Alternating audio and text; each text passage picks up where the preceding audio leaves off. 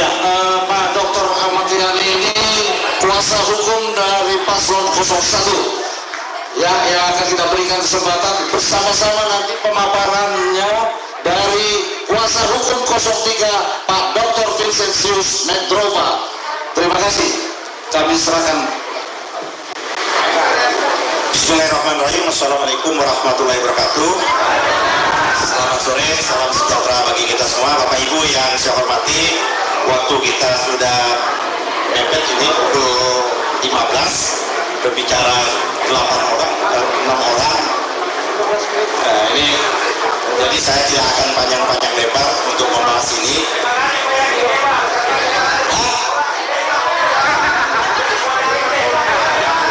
Bebas. Kita mulai saja saudara-saudara. Tadi yang saya ingin memulai saja karena moderator kita salah menyebutkan 02, reaksi langsung spontan dari Bapak Ibu. Jadi kayaknya 02 ini dari kanan ini. Jadi kursul bersama begitu. Saya ingin saja memulai bahwa persoalan kita hari ini adalah pelanggaran konstitusi yang terus-menerus kita biarkan selama ini. Kalau saya lihat bahwa pelanggaran konstitusi yang dilakukan oleh rejim Jokowi ini tidak hanya sekedar menjelang pemilu atau setelah pemilu ini, tapi menurut saya sejak 9 tahun yang lalu. Betul nggak? Tapi ada 9 tahun yang lalu ada yang belum tersadar-sadarkan sampai sekarang, ada yang sadar di tengah jalan, ya kan? Ada yang juga tertutup mata hatinya sampai saat ini. Kita termasuk orang-orang yang beruntung, ya kan? Sudah tersadarkan lebih dahulu. Jadi ada yang pertama yang saya ingin bicarakan, pelanggaran konstitusi itu adalah pelanggaran sumpah dan janji. Jadi pelanggaran sumpah dan janji ini cukup serius. Sama-sama kita tahu Pak Jokowi itu pada tahun 2012 Bang John masih wali kota Solo. Pada waktu dia dilantik menjadi wali kota Solo, dia bersumpah dan berjanji akan melaksanakan masa jabatannya selama 5 tahun. Sumpah dan janji pada waktu itu. Tapi belum sampai 5 tahun untuk periode kedua, dia sudah melompat satu ke Jakarta. Pada waktu ditanya oleh wartawan, apakah Jokowi akan rangi? Saya nggak mikirin itu, saya mau kerja seperti itu. Ya. Tapi faktanya, ya,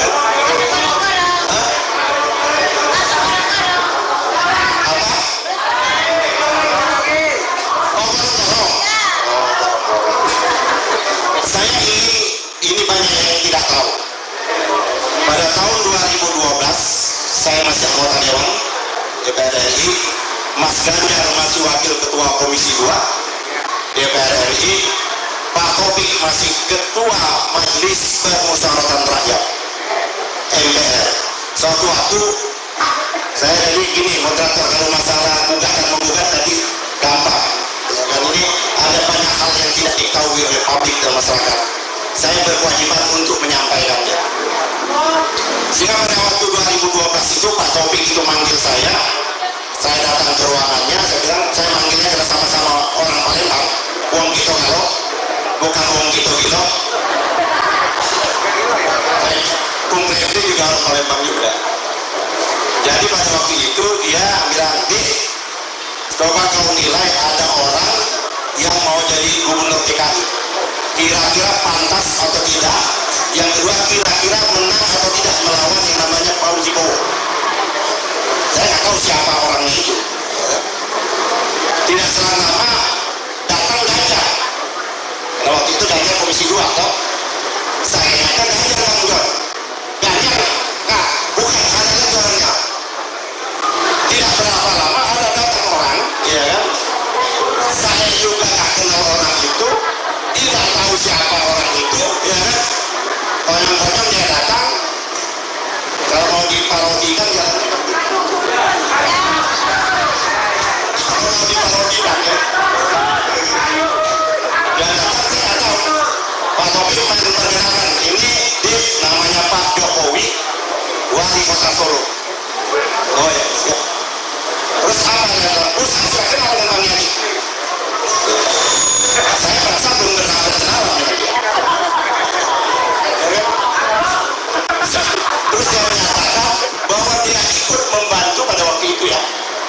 beserta tim Senturi mengantar-antar. Ini orang kayaknya nggak ada peristiwa itu. Berani menyatakan peristiwa yang tidak ada menjadi ada seperti itu. Alias apa itu? Alias apa? Itu dia. Terus sudah selesai, dia bicara sekitar 5-10 menit. Terus Pak Taufik tanya dia balik, kira-kira kalau orang itu jadi gubernur DKI menang nggak lawan Fauzi Bowo? Nggak ada tampangnya, dia bilang. Nggak ada tampangnya, pasti kalah. Ya kan? Waduh, saya juga seperti itu. Tapi ibu dipaksa, ibu kata-kata Pak Taufik, dipaksa berbagai macam bentuk, termasuk lembaga-lembaga survei pada waktu itu menggadang-gadang ini orang harus menjadi calon gubernur DKI melalui PDIP. Tapi bukan itu yang dipersoalkan oleh Pak Taufik yang ingin saya sampaikan. Ini suatu saat, itu 2012, orang ini akan berhadapan dengan kami dan mungkin dia akan berkhianat dengan kami seperti itu.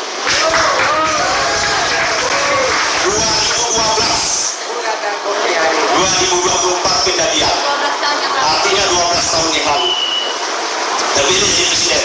Saudara-saudara, kalau pelanggaran konstitusi, ini Pak Antoni Budiawan ini, beliau ini profilnya ekonom, tapi sudah menjelma menjadi ahli konstitusi. Sudah banyak sekali mencatat pelanggaran konstitusi yang dilakukan oleh Pak Jokowi. Kita ambil saja pelanggaran konstitusi yang paling kasar itu adalah merampok negara itu pada waktu kita menghadapi COVID. Dia keluarkan COVID, saya ingat betul itu Perpu 1 tahun 2020. Perpu 1 tahun 2020 itu melanggar berbagai macam undang-undang. Kami semua membuka di Mahkamah Konstitusi. Ya, tadi kita tahu hasil Mahkamah Konstitusi, toh. Mengambil hak DPR sebagai budgeting, mengambil hak DPR sebagai pengawasan, mengambil hak Dewan Perwakilan, dan mengambil haknya pengadilan. Karena pengambil kebijakan di dalam yang namanya perpu itu tidak dapat dituntut baik perdata maupun pidana dan lain sebagainya. Jadi pelanggaran konstitusi ini terus-menerus dilakukan. Sayangnya DPR kita pada waktu itu yang harusnya mengawasi, yang harusnya ada fungsi secara konstitusional mengawasi, bahkan melakukan bila perlu sampai impeachment itu tidak dilakukan sampai saat ini. Oleh karena itu kita beberapa waktu yang lalu rame-rame ke DPR Bangga untuk meminta DPR menggunakan hak konstitusionalnya, yaitu angket. Ini kalau angket terjadi, ini bisa dibongkar semua.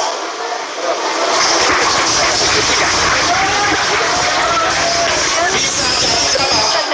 Panitia angket, pansus angket bisa memanggil siapapun, termasuk persoalan-persoalan menjelang pemilu ini. Saudara, saya memang ragu ini di tempatnya Bung Refli pada waktu itu di Koalisi Aksi Menyelamatkan Indonesia. Jadi kalau ini adalah menyelamatkan reformasi, baru stadiumnya baru 2. Yang kita perlu selamatkan itu bukan reformasi, karena reformasi ini menelikung menurut saya tuntutan mahasiswa pada waktu itu. Hati-hati kita, jangan sampai reformasi jilid kedua menelikung lagi yang seharusnya tidak boleh tampil lagi di politik nasional, dia masih tampil di politik nasional. Padahal dia melakukan kejahatan dan melegitimasi kejahatan terjadi Orde Baru, tapi dia tampil terus-menerus sampai saat ini. Jadi kalau menurut saya reformasi, hati-hati Bung Pandi, Adinda Pandi. Mungkin bukan jalan keluarnya, mungkin di atasnya sedikit juga, apa namanya itu. Nah, jadi itu persoalan kita sekarang ini sudah carut-marutnya, kerusakannya di berbagai macam lini, pelanggaran-pelanggaran juga di berbagai macam lini, menggunakan institusi hukum, menggunakan institusi politik untuk melanjutkan kepentingan-kepentingannya. Persoalan sekarang apa yang kita hadapi sekarang ini, karena ada satu keluarga, satu orang takut turun. Ini persoalannya Pak Jokowi takut turun. Kenapa Pak Jokowi takut turun? Kalau dia turun takut diadili. Gitu. Kenapa dia diadili? Karena dia melanggar konstitusi dan melakukan perilaku yang namanya KKN. Korupsi dan nepotisme. Kita masuk aja topik yang sederhana sekarang.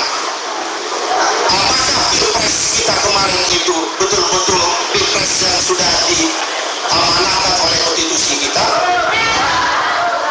Apakah pilpres yang lalu dan pileg yang lalu sudah sesuai dengan amanat konstitusi kita? Hah? Bohong.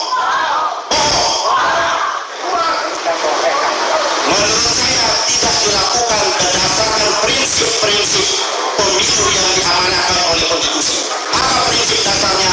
Jujur dan adil. Pertanyaan, apakah pemilu kita jujur? Sejak awal sudah tidak jujur dan tidak adil. Dari mana tidak jujur saja? Undang-undang yang ada aja sudah tidak jujur dan tidak adil. Pilpres ada yang namanya presidensial threshold. Saya mewakili yang namanya anggota DPD ada 15 orang. Bung Refli mewakili Pak Gatot Nurmantio. Tapi di mata MK tidak punya legal standing. Ditolak gugatan di antara presidensial threshold itu. Tapi MK menerima makhluk yang kita tidak tahu asal usulnya. Antara dari yang namanya mahasiswa Solo yang mengajukan gugatan di perkara yang nomor 90 dan Mahkamah Konstitusi katanya mengabulkan. Nanti silakan Bung Refli sebagai ahli tata negara, Bang Jong lihat. Menurut saya ini orang tidak punya legal standing untuk menggugat itu. Apa kepentingan konstitusinya? Dia ternyata nyalon presiden juga. Tapi itu jalan yang dibuat, lakukan yang dibuat untuk sang putra maju menjadi cawapres. Si Samsul sampai sekarang ini, oleh karena itu saudara-saudara, menurut saya kita tak perlu lihat angka-angka Bang Jom, karena menurut saya pemilu kita ini sudah cacat konstitusional.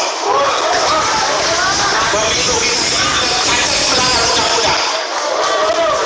Mungkin saya berbeda pandangan mungkin dengan Bang Jom. Menurut saya Mahkamah Konstitusi MK tidak ada satu pasal pun, tidak ada satu ayat pun memberikan kewenangan pada Mahkamah Konstitusi untuk membentuk norma. Nggak ada sama sekali. Mahkamah Konstitusi hanya diberikan kewenangan oleh undang-undang dasar kita menguji norma yang ada. Bisa dia tidak setuju dengan norma yang ada.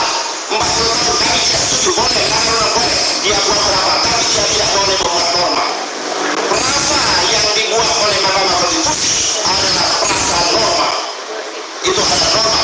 Tidak berumur 40 tahun boleh, asal ya kan telah pernah atau sedang menjabat bupati, wali kota atau anggota DPR atau DPD seperti itu.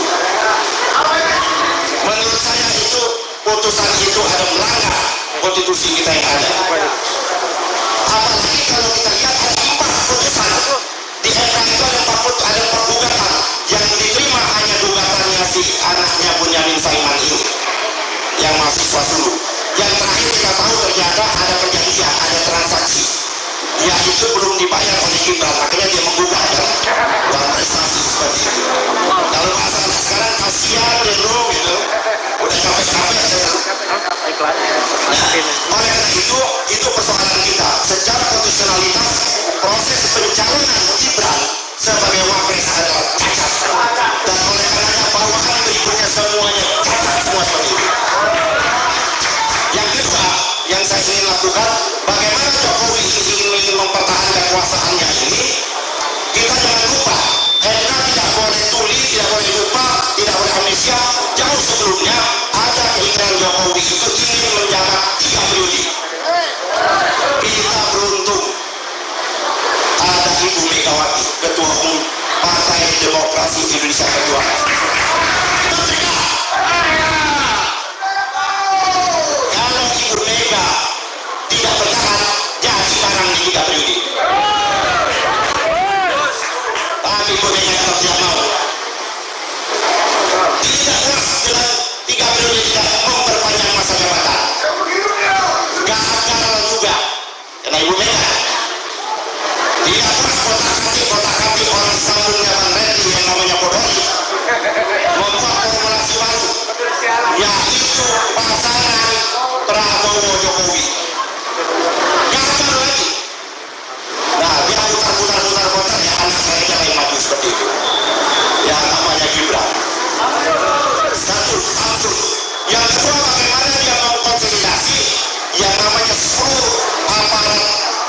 pejabat-pejabat gubernur dan pejabat-pejabat bupati dan wali kota.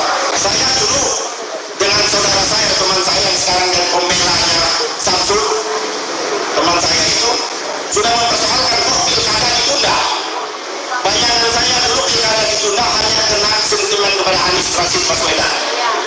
Tapi ternyata pilkada ditunda ini kepentingannya untuk pemilu ini, yaitu mengangkat pejabat presiden, pejabat gubernur, pejabat wali kota, pejabat bupati.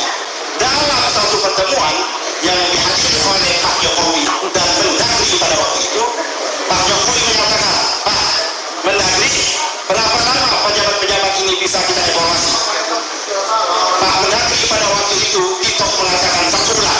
Menurut Jokowi, saya tidak masa 1 bulan. Tiap hari saya bisa evaluasi. Artinya apa? Kalau tiap hari dia tidak mendukung keinginannya, bisa dicopot jabat bupati dan pejabat wali kota dan gubernur. Jadi kalau yang sekarang ini terjadi itu sebuah hal yang keniscayaan saja. Yang terakhir, karena waktu pendek ya.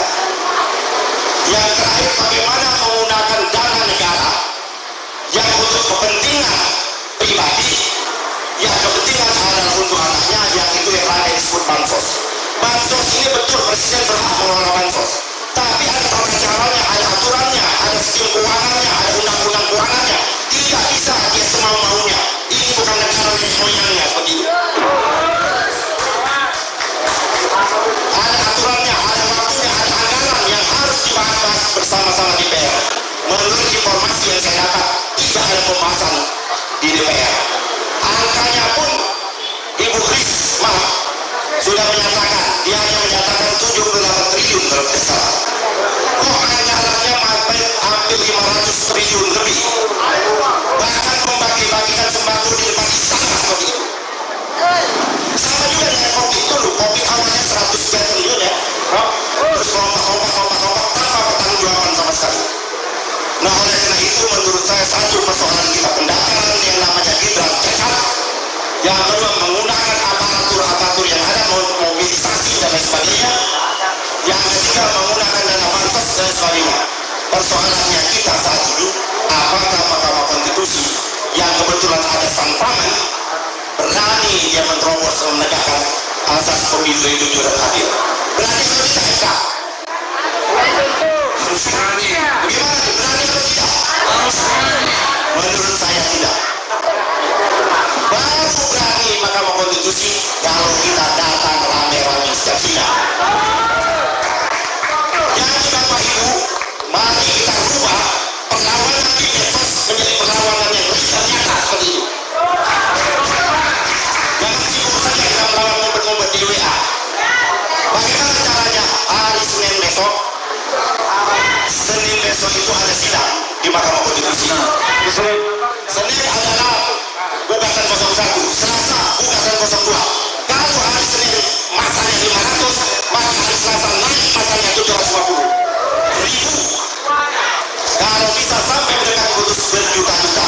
Kalau itu terjadi, maka menurut saya Mahkamah Konstitusi baru berani memutuskan. Kalau tidak, jangan.